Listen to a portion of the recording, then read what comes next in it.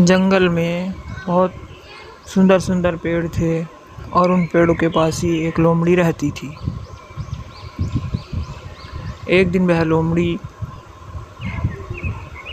बिल्कुल अकेली हो गई और वह उदास थी। वह जंगल में अकेली इधर उधर भटक रही थी।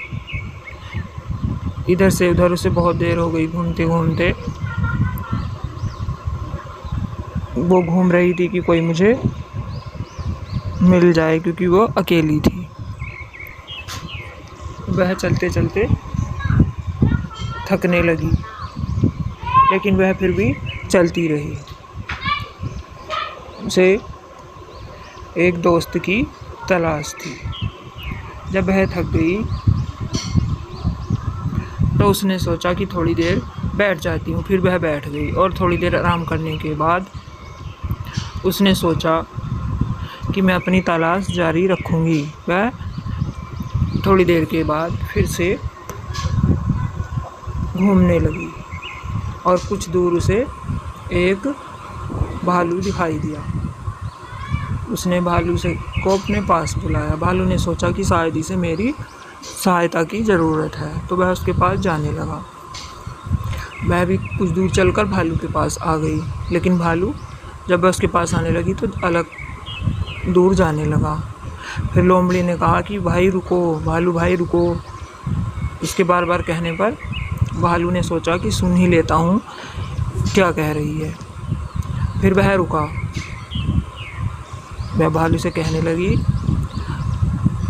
कि भालू भाई, मैं जंगल में अकेली रहती हूँ। तो भालू ने कहा, तो मुझसे क्या चाहती हो, मुझे क्या करना चाहिए? उसने कहा कि हम इकट्ठे रहेंगे। वह भालू और लोमड़ी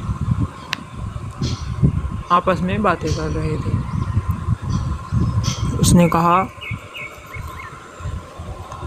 कि नहीं, मैं अनजान लोगों से बात नहीं करता। उसने कहा नहीं भालू भाई, और लोमड़ी जाने लगी। फिर कुछ दूर चली, भालू ने आवाज़ लगाई तो वह फिर उसके पास वापस आ गई। भालू ने कहा चलो ठीक है, हम दोस्ती कर ही लेते हैं। उन दोनों में दोस्ती हो गई तो वे बातें करने लगे। क्या कर रही हो तुम यहाँ? दोनों बहुत खुश थे क्योंकि दोनों को एक दोस्त मिल गया था। तभी उन्हें दोनों को दूर से किसी की आवाज़ सुनाई दी। तो दोनों इधर उधर देखने लगे। भालू ने कहा तुम इधर देखो, मैं इधर देखता हूँ। वे दोनों इधर उधर देख रहे थे, लेकिन उनको कुछ दिखाई नहीं दिया। फिर भी वे दोनों इधर उधर ढूंढते रहे कि शायद किसी को हमारी ज़रूरत हो, कोई मुसीबत में है। तभी दूर उन्हें एक खरगोश दिखाई दिया। वह खरगोश, छोटा खरगोश, बड़ा शैतान था। वह देख के शैतानी कर रहा था। वे दोनों परेशान हो गए क्योंकि पास में ही एक गड्ढा था। उन्हें बड़ी चिंता हुई कि कहीं ये शैतानी करते करते गड्ढे में ना गिर जाए।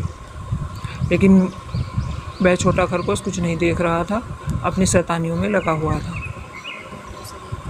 खरगोश की शैतानी देखकर लोमड़ी और भालू चिंतित हुए कि कहीं ये छोटा खरगोश गड्ढे में ना गिर जाए। वे सोच ही रहे थे, तभी वह गड्ढे में गिर गया और वह कहकर पुकारने लगा मुझे बचाओ बचाओ बचाओ।